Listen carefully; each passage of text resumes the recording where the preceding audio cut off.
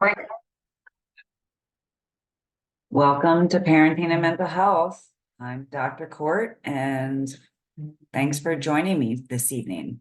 Tonight, as I share my screen, we will be talking about feeling overwhelmed. I had a little bit of, I guess, inspiration over the past week or so because I had several people, both younger people and older people, that were feeling overwhelmed. And so while I have gone over specific techniques to deal with, say, things like panic, I wanted to spend tonight going over not just how to cope with feeling overwhelmed, but what is being overwhelmed. So we're going to work on that today and see where we go. So I thought these two quotes were appropriate. You can't do everything now, but you can do anything one at a time. I thought that was great because actually, from a neuroscience standpoint, right, when we look at our brains, there's no such thing as multitasking. Truly, our brain, our working memory, and what we pay our conscious attention to, we really can only focus on one thing at a time. We think we're multitasking because we can switch between different sensory things really, really quickly. So we think we're multitasking, but really what we're doing is we stop focusing on one thing and start focusing on another. It's why distracted driving is so dangerous and why so many people have gotten in accidents over it. I mean, now anymore, when I see people swerving in the road, I don't assume they're drunk. I assume they're texting. And it's really dangerous because it means you're not paying attention to what's going on. And when there's not anyone else on the road and everyone else is paying attention, you're probably okay. But the second someone else isn't paying attention, that's where it gets dangerous, right? Okay. The other quote that I really loved was everything will work again if unplugged, including you. So that's an important reminder that we can all unplug. And most of the time when we're getting overwhelmed, it's because we're dealing with too much. So we're going to talk a little bit more about that. So what is being overwhelmed? Well, being overwhelmed or being stressed, I want to talk about it from a physiological standpoint and what happens to our bodies. So stress generally affects systems of the body, including cardiovascular, respiratory, endocrine, gastrointestinal, nervous, muscular, and reproductive. So most of our systems in the body are affected by stress. With regards to the cardiovascular system, acute stress causes an increase in heart rate. It causes stronger muscle contractions of the heart. So that's when you feel those things like heart palpitations, but you can really feel it in your chest, or you feel your chest tightening. There's a dilation of the heart and a redirection of blood to all the large muscle groups, which also explains why with other systems, the respiratory system, sometimes you'll struggle to breathe or you'll breathe more rapidly because your respiratory system is trying to increase oxygen to those muscles. Acute stress will constrict airways, which causes shortness of breath and also rapid breathing at the same time. So when people they feel like their neck is closing up or they start to breathe quickly, a lot of that is due to, sorry about this, a lot of that is due to the fact that your respiratory system is trying to get concentrated amounts of oxygen into your muscular system, right? Because your body is preparing for fight, flight, or freeze. Other systems affected, your endocrine system. Your endocrine system is the system that deals with hormones, and hormones are one of the primary messengers in our body. When that happens, when stress occurs, we release mostly steroid type hormones, glucose steroids to be specific. And things like cortisol and adrenaline are released, and because they're activated by a stress response.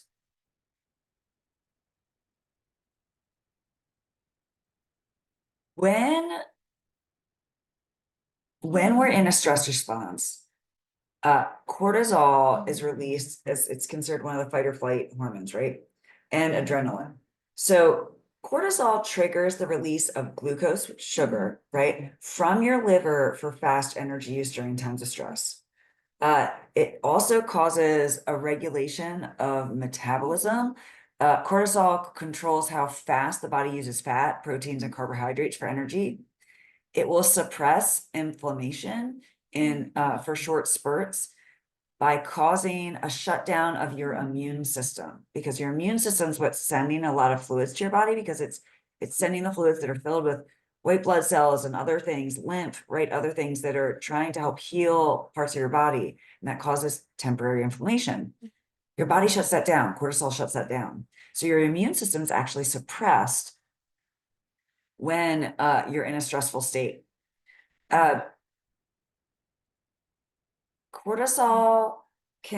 Too much cortisol can lead to increased blood pressure. And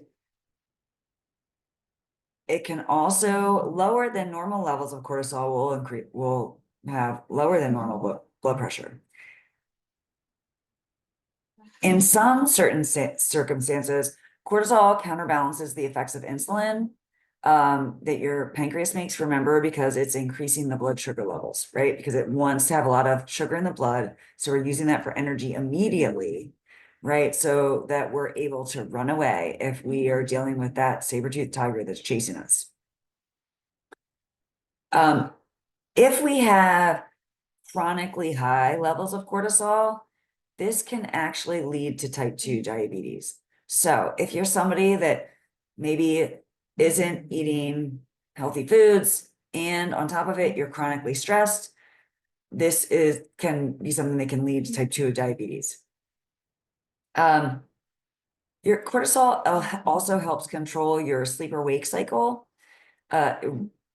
Under certain circumstances, lower cortisol levels in the evening are allowing you to go to sleep, and peak levels of cortisol in the morning cause you to wake up, right? So it makes sense. Cortisol levels and adrenaline are causing us to be awake, alert, and maybe a little bit jumpy, right? Because we need to be able to move quick and react. So what that also does, when I go back to, so all those two hormones in the body specifically, when we're feeling overwhelmed, are released and in high levels. So that's why we might feel agitated. We might have quick mood shifts. We feel anxiety. We also remember the blood is all going to our large muscle groups and it's being taken from other areas, like our digestive system. So our digestive system isn't able to properly digest. So your digestive system, when it's in that state, it's going to do one of two things. It's either going to get rid of what's other in the system, right, to help mitigate the need for blood to digest. So that might cause diarrhea, or it's going to shut everything down, which is going to cause constipation, pain, discomfort, bloating, right? Because the food's just sitting in your digestive system, kind of like decomposing. And that's going to cause a release of gas, which causes that bloating sensation. So all of this is happening when we feel overwhelmed, because feeling overwhelmed is a stress response. To further add to it, just for those of you that maybe are stressed out to try and have kids, I cannot tell you the number of times that I've told friends of mine or clients, patients, hey, just let go of the idea of having kids, relax, go enjoy yourself, just have a fun weekend. And if you decide to work on having kids, don't do it for having kids' sake, do it for having fun. And next thing you know, they come back and the couple is pregnant and they're going to have a baby. Why? Because they've reduced their stress levels. And because cortisol specifically also negatively impacts not only sexual desire, but sperm production. So the ability to try and conceive while severely stressed out lowers significantly. So physiologically, that's what happens when we're overwhelmed. So what are signs of being overwhelmed for an adult? Well, we can start with irrational thoughts. This could be catastrophizing things. I hear people a lot, they get worried about school shootings or any number of other things, right? They're very concerned about all these things that are happening around the world, and And suddenly it becomes front of mind and they're worried that it's going to happen to them.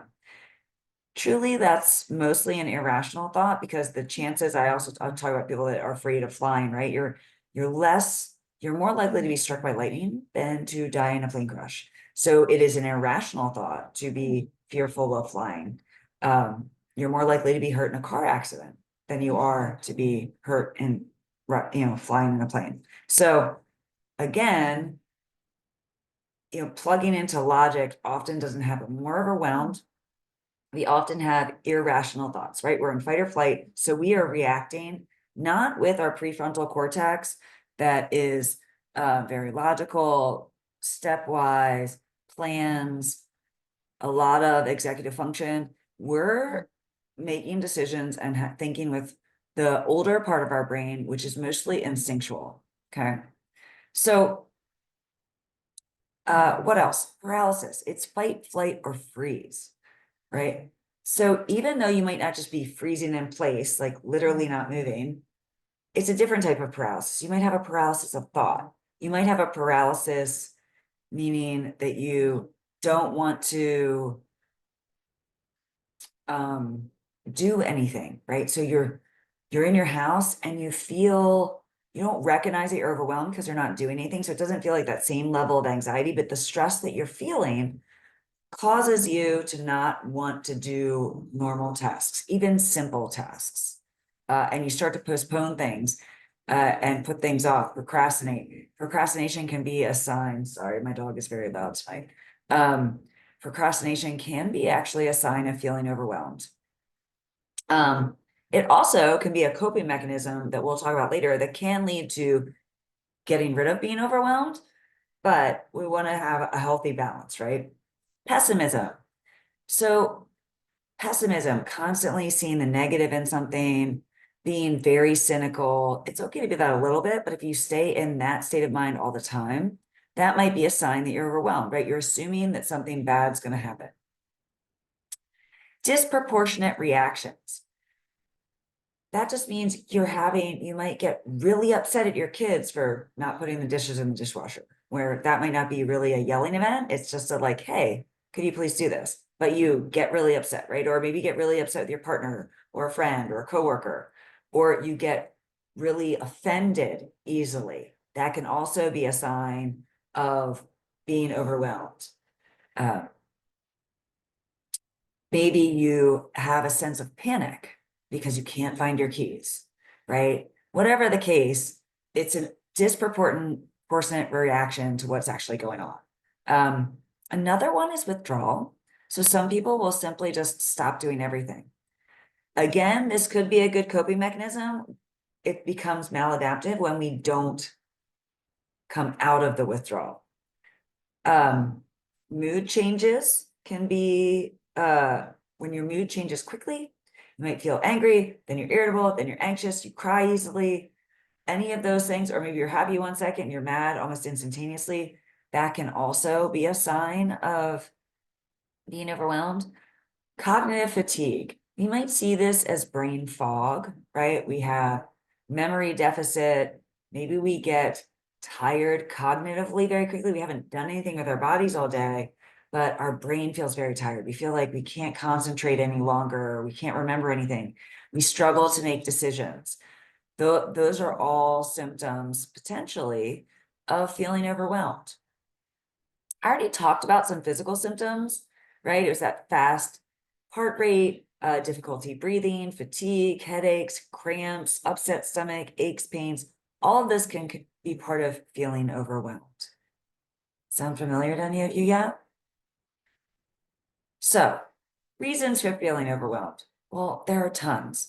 As a parent, there are even more, right? It could be some of the big life changes, right? Where it could be loss of a loved one or a breakup, right? Divorce, separation. It could be a stressful work environment. Either you're getting a lot of workload that seems hard to handle, or you're getting pressured to have more of a workload, or maybe you have a bullying environment where you have a coworker or a boss that is targeting you inappropriately. Maybe you have conflict in personal relationships, whether it's family, friends, or otherwise, that can cause that feeling of overwhelm. Financial problems, right? You don't feel like you feel financially stable. Maybe you have pre-existing health conditions or just found out about a health condition.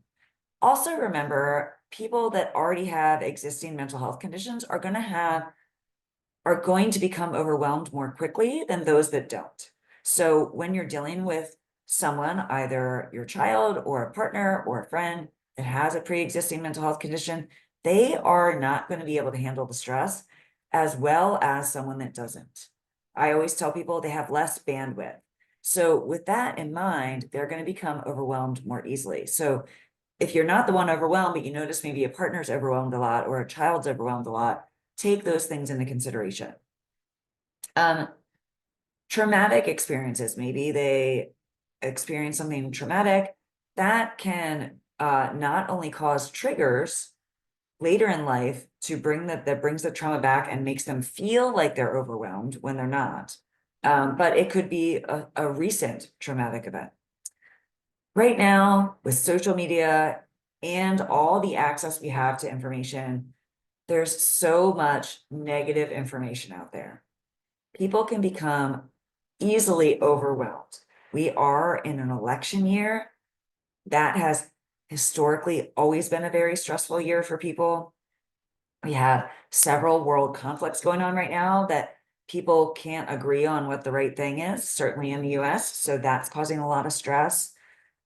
Environmental factors, literally the environment. If the air quality is bad, if it's very, very hot, extreme temperatures, right? Very, very hot or very, very cold. Those can all lead to having less bandwidth and becoming overwhelmed more quickly. And major life changes, right? So I mentioned divorce, we mentioned divorce or losing a loved one, moving, changing jobs, all of these things, starting a family, all these things are major life changes that can really put a lot of stress. So if any of this stuff is happening, you want to plug into it before you become overwhelmed and start putting things in place that are going to protect you and make you more resilient, which we'll get to in a little bit. So how do you reduce feelings of feeling overwhelmed in the moment? Well, the first thing you can do is you can do mindfulness exercises or breathing. You see this box of dot moving around. This is something that a child could follow or you can follow, but basically you breathe in, hold, breathe out, hold, breathe in, hold, breathe out, hold, breathe in. So you got it. And you follow the box, right? And you breathe in, hold, breathe out, and hold all for the same amount of time. That in the moment can help you come down from that fight or flight moment. Some other techniques are ones that I have mentioned in the past. Ones like the 5-4-3-2-1 method. This is one, if someone's in the middle of a panic attack, you can very quickly reference the 5-4-3-2-1 by being a facilitator. You first ask someone, what are 5 things that you can see around you, and ask them for details. They can't just say chair, table, wall. Make them give you details. Say, well, what color is the chair? What does the chair look like, right? Because again, that's bringing them back into the moment.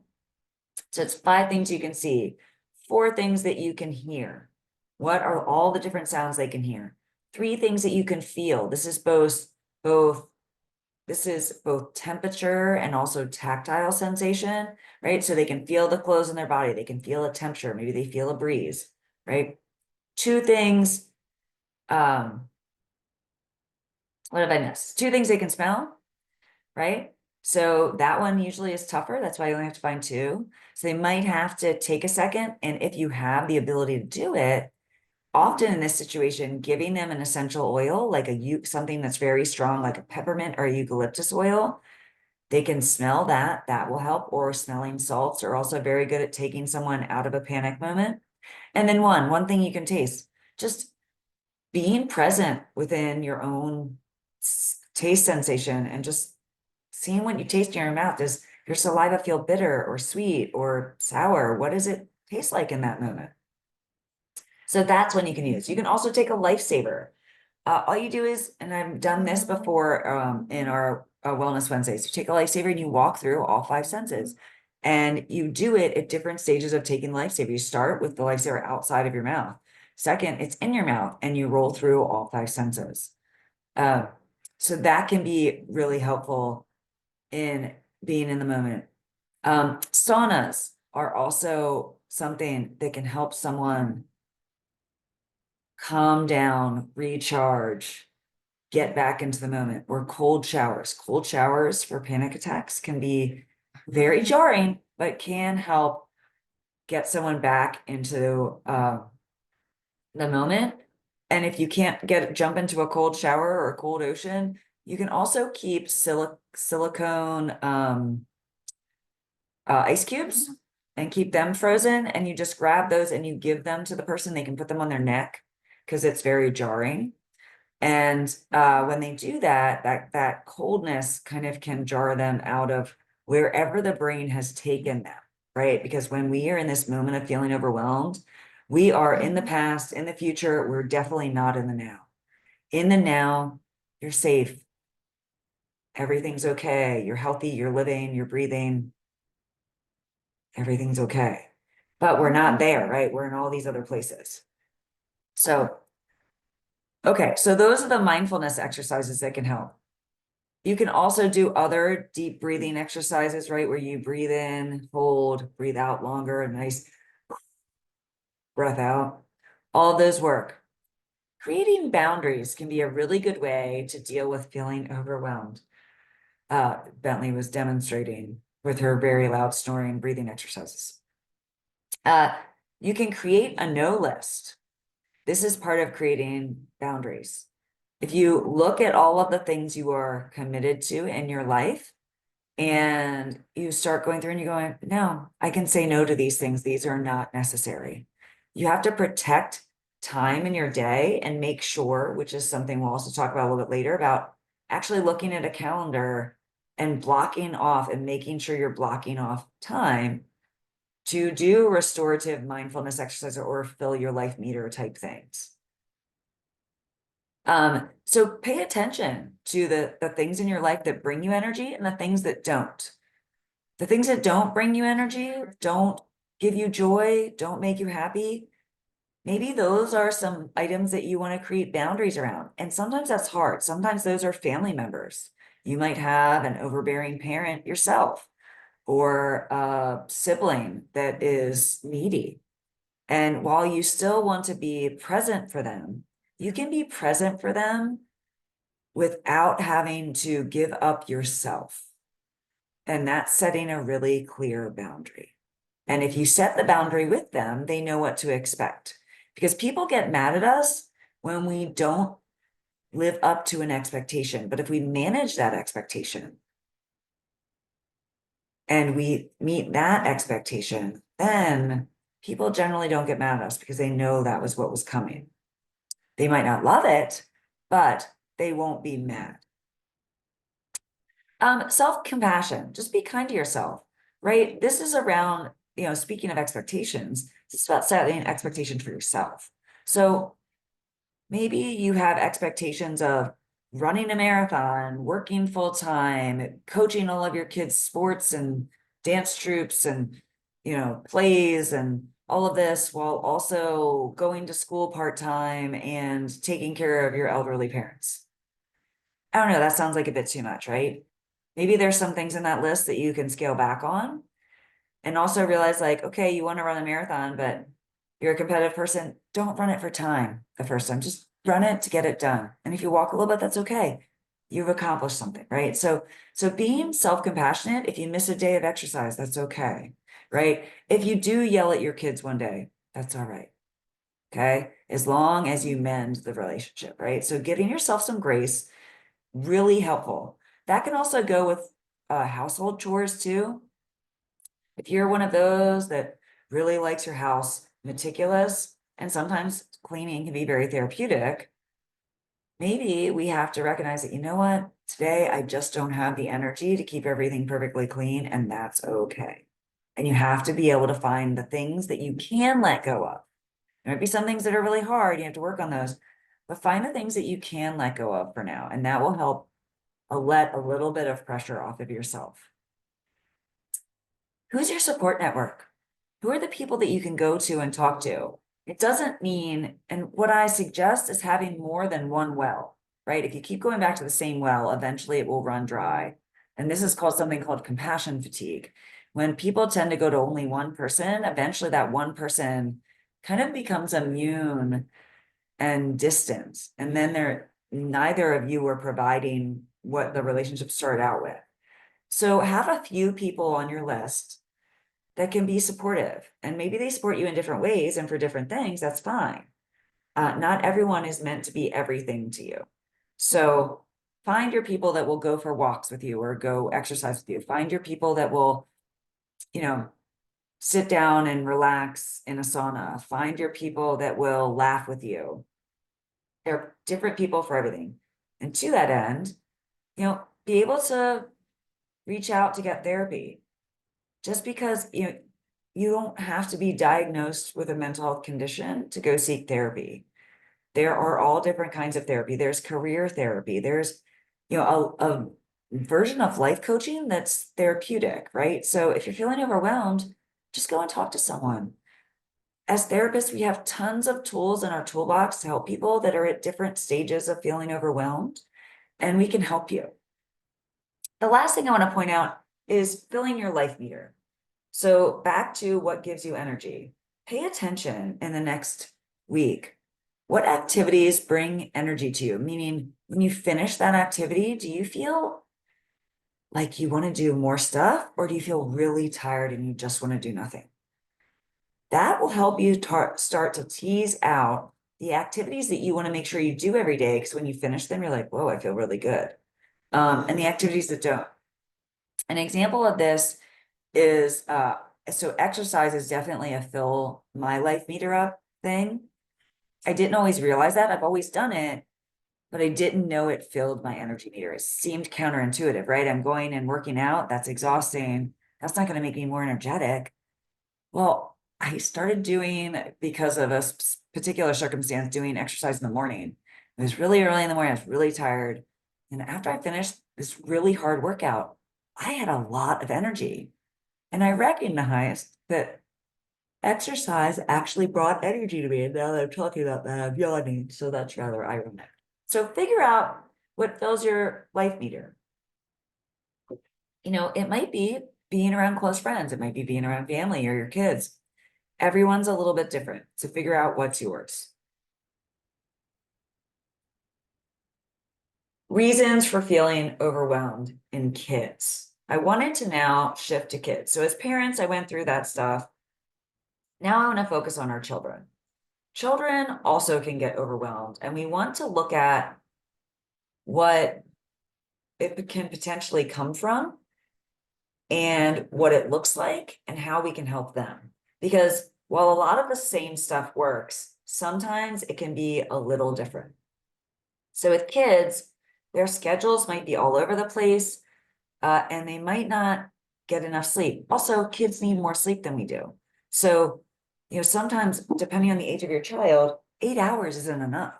So recognizing your kid's not getting enough sleep, that can be one more thing piled on that can lead to feeling overwhelmed. Traumatic events, again, can also work. Any type of change for kids can be really stressful, whether it's moving to a new school, moving, having to go to a new school, finding new friends. Yeah, that's super stressful. Maybe they're changing the sports team they play for, the dance troupe, or they got a new drama teacher, and that's going to mix things up a little bit. Losing someone, whether it's them breaking up with a boyfriend or girlfriend, or they've lost a family member or a pet, those can all be really difficult for kids. Here's a big one, especially in this area: being overcommitted. I am the first to admit, I definitely overcommitted my kids this spring. I signed them up for too many things because I wanted them to try out all this new stuff. And that can be okay as long as you are aware of it and you're super sensitive to paying attention to the signs, which is the next slide we're going to talk about, of your child being overwhelmed. I see it a lot with my children's kids and some of my kids' friends that are completely overcommitted. As a kids coach, I have kids that will show up to a game. Usually kids are really excited to play in the game, not so much for practice, but they're really excited about playing in the game, and they come to the game and they're completely flat, completely tired. And as soon as I talk to them, they're like, oh yeah, I had a swim meet yesterday, and then I had, Girl Scouts, and then I had this, and then I had that, and then they finally made it to the game. And I'm thinking, oh my gosh, yeah, I'd be exhausted from that too. And usually the kids find not playing or playing less because they're tired. So as parents, we really have to pay attention to that overcommitment. Sometimes the overcommitment just comes from being in school, right? Maybe your child took on some extra clubs, or they're towards the end of the school year. This happens a lot for kids at the end of the school year, especially if it's like their last year, like their fifth grade year, their eighth grade year, their senior year. Sometimes there's more stuff going on for them, graduation stuff, and promotion ceremonies and award banquets and all of that. They have a lot they have to get to, graduation parties, right? And that can feel really overwhelming. So pay attention to that. And especially if you throw that in with kids and then you add in family events and things that you require them to go to or require them to do, and this goes into the next one, feeling controlled by others and events, then that can just feel completely taxing. As kids get a little bit older, they're able to take on more adult-like activities.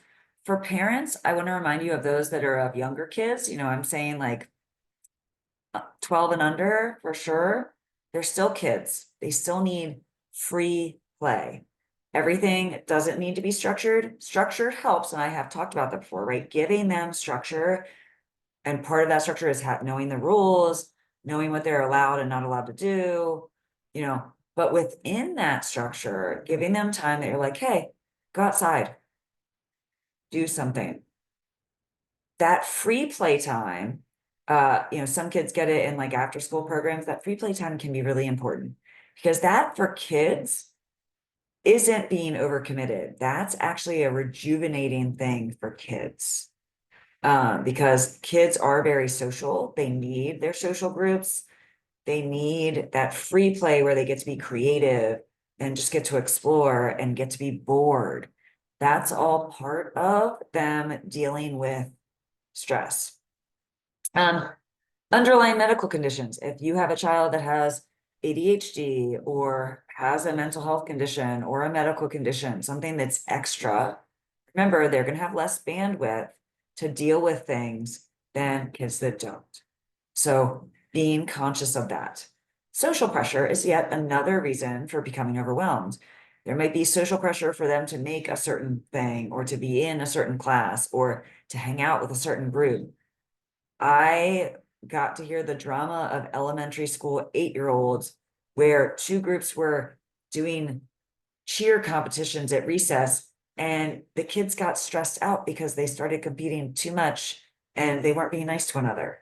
And as adults, we kind of laugh at it and be like, oh my gosh, this is ridiculous, right? But for the kids, it's real. It's their friends being mean to them, or their friends choosing sides, and that can feel really hurtful, and they might not know how to process those emotions. So that's another place where we can help them. So those are all the different ways, and I'm sure there's 100 more, but these are just some examples of reasons why kids can get overwhelmed. And so if you know what the list is, then when you know maybe some of these things are going to happen, maybe they have um, a graduation coming up, and they also have to go to a family wedding, and they also have to maybe they work at a restaurant and they also have to work certain hours, and there's all these other things going on. That's going to feel really stressful for them. Or for little kids, who knows what, there might be a bunch of things going on. I know for my kids' school right now, there's all these activities towards the end of the year that are going on, and it's stressful because it's not their normal routine.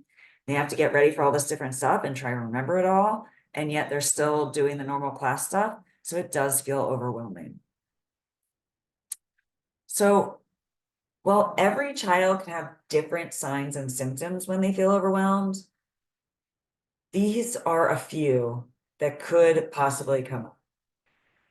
A lot of them are the same as the adults, right? A change in mood, especially being angry or irritable when they normally wouldn't be and lashing out. This often happens with kids because they don't have the words or the understanding or the time to process what's going on. Being upset or tearful. They have difficulty relaxing. So you might notice they're moving around a lot. They don't want to sit down. They don't want to sit down and watch a movie. They don't want to do certain things. They get frustrated easily. They have difficulty falling asleep or staying asleep. Changes in their eating patterns. Maybe they're eating less or they're eating a lot more. Feeling anxious, worrying. If your kid has panic attacks, right? That's a pretty obvious one. Negative or destructive thought processes. So this one is one where they immediately, when they have a little bit of difficulty, they immediately go to, they like rip up their homework when they just, made a silly mistake. Instead of just erasing it, they rip it up. That child's overwhelmed. That there's a lot more going on there, right? If they're unable to stop their minds, so they just have all these thoughts and all these things going on in their head and they just can't stop, busy brain, right? Mindfulness techniques are going to come in really strongly there. Okay. Kids also, because they don't understand the emotional side of it, they often have physical representations of emotional things. So when they're overwhelmed, they might get stomach pains, they might get headaches, they might get nausea, they might grind their teeth, they might get jaw aches, they might get leg pain. It could be any number of things. They might get tired really easily. All of these things could actually be from being overwhelmed. Also, lack of concentration. Your child might not actually be ADD. They might just be overwhelmed. And, that's where you go to a professional to figure out the difference, right? If a child has a sense of dread, really doesn't want to go to something, has tantrums before going to it, really resists, you might want to take a step back and figure out what's going on, okay? Or if a child doesn't finish a task, they go from one thing to the other and they can't seem to stay focused. Again, it might not be an ADD thing. It could just be being overwhelmed. So all of these things, any type of like not finishing a task, just going from one thing to another, or not finding any sort of joy in anything, or of course being self-critical. All of these are symptoms that kids can have if they're overwhelmed or stressed. So how do we deal with that in kids?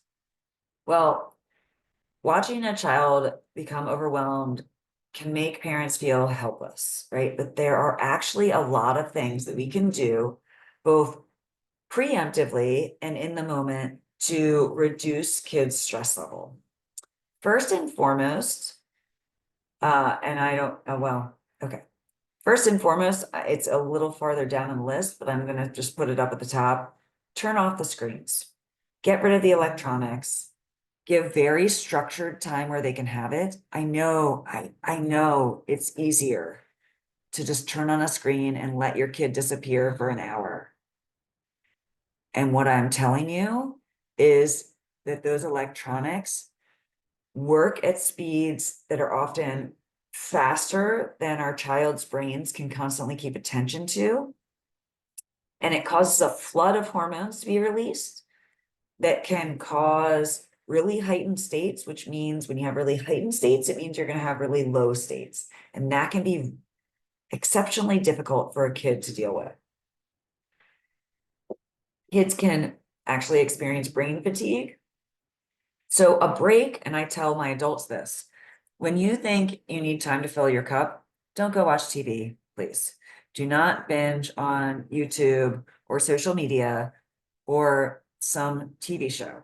That is actually not giving your brain a break. Go do a mindfulness exercise, right? One of those things I was talking about earlier, sitting in a chair and just breathing and noticing everything that's going on around you. You can, with children, you can have them do mindfulness exercises like the ones we talked about previously, the 5, 4, 3, 2, 1, giving them different things to smell or touch, like tactile things. You can just have them pay attention to different parts of their body, go from their toes all the way up their body to the top of their head, and just have them bring attention to, that's what I say, bring attention to your toes. If you have them, wiggle them. Notice if they're hot or cold, then move up and keep just moving up the body. that the screens just are really fatiguing. And now kids are on screens while they're at school. So if they then get on them again when they're home, that can be tough. For older kids that have smartphones, a really good technique that I've seen work that we use in our home is we have a charging station. And when you get home, the phones get plugged into the charging station and you leave them there until your allotted time where you're allowed to be on it. And then it goes back there for the night, adults included. When I'm dealing with adults that can't sleep, one of the first things I go to is you need to turn off that screen at least an hour. Please make it 2 hours before you go to bed. It's really hard for people. It means you have to plan. It means you have to, if you have people you have to reach out to, you've got to get it done 2 hours before you go to sleep. And then that means, oh my God, you might actually have to read a book or a magazine or something that isn't a screen. I know that's hard, but guess what? When people do it, they're like, oh, it's so boring. It makes me tired. Great. You're trying to go to sleep. So let's call a spade a spade. Okay. Other things that actually help with kids. Decluttering. Decluttering environments, our brain does not actually like clutter internally or externally. So if we have piles of stuff everywhere, that can feel very stressful to kids. And even though kids are really good at making messes, help them to organize things, give them organizational skills, help teach them organizational skills, and help them keep things decluttered. That can really help them feel more balanced. Creating boundaries for kids is a good one. So setting expectations in your household about rules, and sometimes we're really good at this. At maybe younger ages, like, oh, you're not allowed to touch this. Like we put bumpers on everything, right? We're worried the kids are going to get into it. And then as they get older, we kind of forget that we still need to set new boundaries for the kids that are older once they can start to reach the cabinets or they can make themselves food or they can turn on the TVs. They have all these independent skills. We haven't reset the rules. We just kind of let some of those other rules fade out. And we need to constantly go back to the family rules and set them, which includes setting boundaries around screen time, boundaries around getting schoolwork done, time with friends, whatever, food. Some kids react very differently to different types of food. I know my kids, I had to set a boundary around for my daughter the last time she can have sugar in the end of the day, because she reacts to sugar like no one I've ever seen before. She turns into like a ping pong ball, so I have to restrict sugar for her late at night. Can she have something earlier in the day? Yes. And so whenever people might have dessert at night, I let her have dessert in the morning and she can ping pong all she wants in the morning and run from thing to thing. Like her teachers might not love that. And I'm sorry, teachers, if you're on here listening to this. But so far, so good. Haven't heard anything. Anyway, exercise is another really important thing for kids. Exercise increases our dopamine and serotonin levels as well as our endorphins. And dopamine and serotonin are things that make us feel good, make us feel calm and happy and joyful. Those are our happy neurotransmitters. Endorphins are the things that combat stress hormones. So we want all of that in our body and to combat stress, to combat that feeling of overwhelm. So really encouraging kids. And if you're struggling getting them to go out for any amount of time, even doing something really intense for 7 minutes has proven to have some success. But if you can get your kids to go outside for 60 minutes, that's ideal, right? It doesn't have to be intense. Just go out, move, exercise, whatever it is. And that can be really helpful for kids. We also want to encourage our kids to have some self-compassion. So when they start to have this negative self-talk, that's one of them in there. One technique that I've seen that works really well with kids is asking them if their best friend, somebody they really care about, was just made the mistake that they made or was struggling the way they were struggling. What would they say to their best friend? Most of the time, the things they were saying to themselves, they would never say to their best friend. They're like, oh, well, I would encourage them and I would say, hey, you're going to be okay. I'm like, okay, well, why aren't you saying that to yourself? Because you really are your best friend. You're the only person you're going to be with your whole life. So helping kids find ways to be self-compassionate and even laugh at themselves, which starts with the parents, by the way. You have to be able to acknowledge your mistakes, deal with them publicly, and then oftentimes not take yourself seriously. And if you can do that, that can be really helpful. Kids learn that life doesn't always have to be serious, and that helps them feel less overwhelmed. I'm seeing a lot of parents these days out on sports fields that have kids showing up to the field that are super anxious, super stressed out, anxious that they got there late, anxious that, I don't know, they did something wrong. I don't even know what's going on because they're not kids that I'm involved with, but I walk by it and I just hold my breath. Because I see these parents going, just calm down. Calm down before you walk out in the field. Okay, can we stop for a second? When has anyone ever told you to calm down and it worked? Right, never. Right? Does not work. So use these other techniques. Take a breath yourself. I know you're irritated, parent. Take a breath. Ground yourself. This also works with pets, by the way. If you've ever watched Cesar Millan, he stays very zen when he's dealing with stressed out dogs. Why? Because you're the alpha and you have to model the good behavior. If you're stressed out and anxious, guess what your kid's going to be like? Stressed out and anxious. And trust me when I say this, I live and breathe this. I recognized it in my own kids and I worked really hard to change it. Am I perfect? No. However, let's all try and be better together. So when you get irritated, you recognize your kid's stressed out, take a moment, breathe, recognize that your kid's not doing this to be a bad kid. They're not doing this, probably not doing this to be manipulative either. They're doing it because they truly feel overwhelmed. So breathe, parent, then use some of the techniques that I've taught you. Box breathing, lifesaver, right? 5, 4, 3, 2, 1. Just give your kid a hug.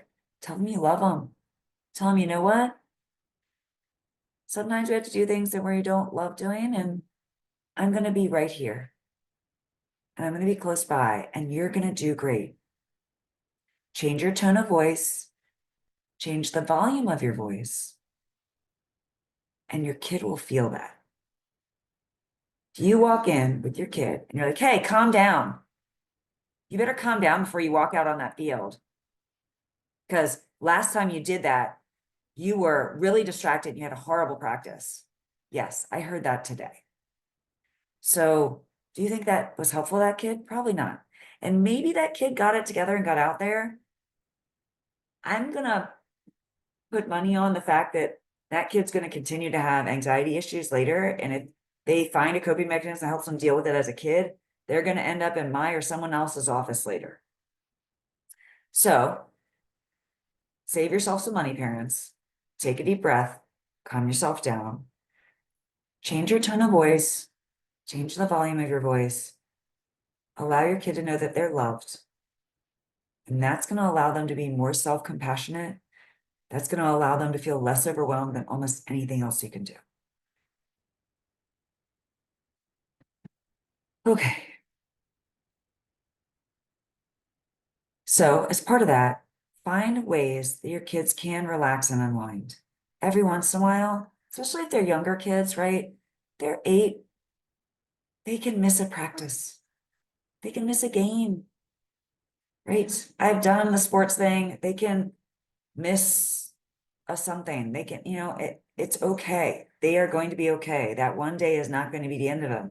And during that day, doing things that are relaxing, doing something that might be fun, can really help bring their nervous system down so that they can get relaxed long enough so that when they have to go back into a stressful situation, they are not so chronically stressed out that they are acting irrationally and all those things we talked about before. There are tons of meditations online. There are tons of things. I talked about apps last week. A lot of those apps can help with kids that are struggling. And what I encourage parents is do it with your kid. If it's a breathing exercise, do it with them. If it's a meditation, do it with them and then talk about it after. If it's, I don't know, yoga, do it with them. If it's stretching, do it with them. If you're going to do one of these things to help yourself become less overwhelmed, ask your kid to do it with you. Kids absolutely love, because think about it, almost all day long, people are doing stuff for them. If they get to help somebody else, most kids light up. That is the best feeling for them. They're like, oh, I helped mommy and daddy. That feels amazing to them. It helps build their confidence. It helps them become more resilient. And you're also teaching them techniques to do the same thing when they feel overwhelmed. So to that end, go volunteer. Let your kids learn how to help someone else or something else, whether it's an animal or a person or the environment. It's going to help them feel better. And I have a whole Wellness Wednesday on that you can you can go watch. There are a lot of benefits to volunteering. If nothing else, just get outside. Go for a walk with your children. They're feeling stressed out. If you're feeling stressed out, go for a walk. Try and play a game where you listen to different nature sounds and you have to name them. You have to find different colors. Again, using the five senses, bringing yourself back into the moment, and be awe-inspired by all the beautiful nature. This time of year, the weather's been beautiful. It's a little warm, but so what? Go outside, find a shade in a tree, and notice the difference in the temperature from when you're in the sun to when you're in the shade. These are all things that you can do. You do it with your kid, they're going to feel supported and they're going to feel like part of a team. And when you feel we are social creatures by nature, we are pack animals. If we feel like we're part of a team, we are way more resilient than when we feel alone and isolated. Okay, so some other things we can do. I wanted to give this to you. So earlier on, I talked about, separate out, find the things that you can say no to. So one of the ways you can do that is, this is my needs, wants, nevers list. And what this is you write down the things that you need in your life. These are the things that actually give you energy, whether it's food or water or sleep. Those are all definitely needs, right? I hope everyone has that on their list. But then there are other things. For me, I would put a need would be exercise. And a want is probably like going clothes shopping or binge watching something on Netflix. It's a want, definitely not a need, right? I don't need that to feel really good. A need might be spending time with my kids and my husband, even though that might be tiring sometimes. If I'm spending really quality time with my kids and I'm in the moment with them, it's usually pretty awe-inspiring. When it's not that way, it's usually because I'm thinking about the future, I'm worried about this, or I'm trying to get them to do something. So I'm not in the moment with them. So make this list. And this is something that I want you to do with your kids. This also helps them tease out wants versus needs, so that when they start requesting things like, I need this, do you now? Or do you want it? And help them navigate that. And then the nevers. These are the things that take energy away from us, that take us away from our needs. Maybe it's toxic people. Maybe it's, for adults, maybe it's drinking alcohol or eating bad food. It can be any number of things. Maybe it's playing video games all hours of the night, whatever the case may be, right? Never doesn't actually mean it never happens. It's just, you want to recognize that those things are ultimately energy draining, and you want to make them happen less. Okay, so this is something you can do with the whole family. The other thing you can do is ask these questions. When you're feeling overwhelmed, you can ask this to yourself or to your kids. Can you identify the source or sources of your stress? And then the second part of that is using locus of control, which means, can you control that source? So if the source of stress is, I have a big exam on Friday and I'm really stressed out about it, and my two best friends are fighting and it's really freaking me out, what can they control? They can't control when they have to have the exam. They can control how much they study. They can't control their two friends fighting, and it's probably not their job to fix it for them. But they can control how much time and energy they give to those two friends while they're fighting. Maybe it's best for them to back away from those two friends for now and let them figure it out.